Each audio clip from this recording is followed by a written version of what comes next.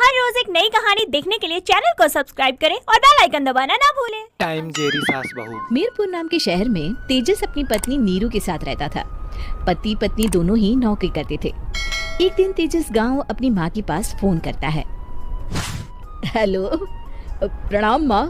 जीते रहो माँ, तुम दादी बनने वाली हो। अरे वाह, ठीक है बेटा, मैं कल ही आती हूँ। जब माँ जी शहर पहुंची तो बेटी बहू ने बहुत अच्छे से स्वागत किया। लीजिए माँ जी चाय। अरे गर्मा गर्म पकोड़े ले आओ माँ के लिए। नीरू रसोई में गई और 2 मिनट में ही पकोड़े ले आई। जी ये लीजिए। बहू जादू से बनाए हैं क्या? अभी तो रसोई में गई थी। यमी। माँ जी, शीला रसोई में पकोड़े तल रही है, मैं बस लेकर आई। हे भगवान, मेरा धर्म भ्रष्ट कर दिया तूने। अब तो गंगा जल से शुद्धिकरण करना होगा। दूसरे दिन, माँ जी मैंने नाश्ता बना दिया है, ऑफिस जा रही हूँ। पर अभी तो घर का सारा काम पड़ा है।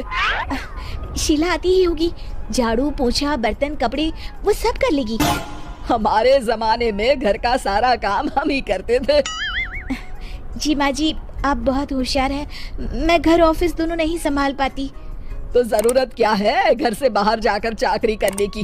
वैसे भी घर का काम खुद करने से घर में बरकत आती है, समझी? पर माँ जी। पर वर कुछ नहीं, इस महीने की पगार मिले फिर ऑफिस बंद। हाँ। रात को नीरू तेजस से कहती है, सुनिए जी, माँ जी बोल रही थी कि मैं नौकरी छोड़ दूं। वैसे ठीक ही तो है, अभी तुम्हें आराम की जरूरत है। फिर भी आराम कहाँ, शीला को छुड़ाने के लिए बोल रही थी। तो अब 24 घंटे में इतना काम तो कर ही सकती हो। पर जॉब पसंद है मुझे, घर पर मन नहीं लगेगा। अगले दिन जब दोनों ऑफिस के लिए निकल रहे थे, मेरी तो कोई कीमत ही नहीं है इस घर में। माँ जी, आजकल महंगाई बहुत है, रहन सहन भी बदल गया है, दोनों नौकरी करते हैं तभी ठीक रहता है। अच्छा, तू कहना क्या चाहती है? मेरा बेटा तुझे बिठा के खिला नहीं सकता? तू ही इस घर का खर्च चला रही है, हैं? नहीं माँ जी, मेरा वो मतलब नहीं था। मतलब खूब समझती हूँ, ये बाल धूप में सफेद नहीं किए मैंने। हाँ। अब तो ये रोज का काम हो गया था। तेजस भी रोज की झिकझिक से परेशान हो गया था। एक दिन उसने कहा, नीरू वैसे भी तुम्हें मैटरनिटी लीव मिलने वाली है, तो अभी से ही छुट्टी ले लो। पर क्या, मेरी सैलरी अच्छी खासी है। आखिर नीरू ने रिजाइन कर दिया। जब बच्चा हुआ तो घर में सब बहुत खुश हुए।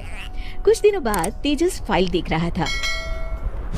क्या हुआ तेजस, कुछ परेशान लग रहे हो?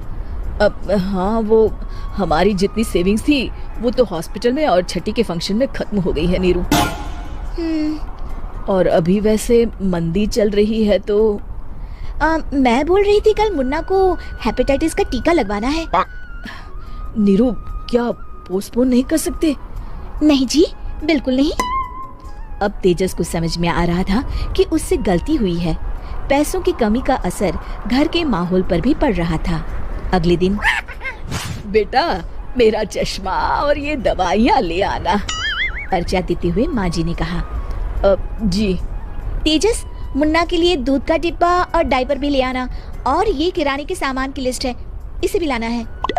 तेजस गुस्से में लिस्ट मरोड़ कर फेंकता है और चिल्लाता है, पैसे क्या पेड़ पर उगते हैं? ये ले आना, वो ले आना। अरे पर ये जरूरत का सामान ही है। वो गुस्से में बिना कुछ कहे ऑफिस चला गया। अरे अरे लंच तो ले जाइए। नीरू दौड़कर डिब्बा पकड़ाती है।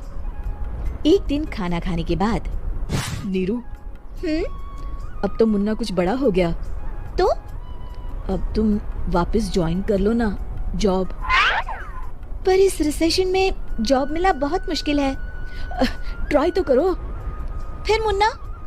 माँ जी है ना, और एक फुल टाइम मेड भी लगा लेंगे। पर माँ जी, उन्हें तो पसंद नहीं।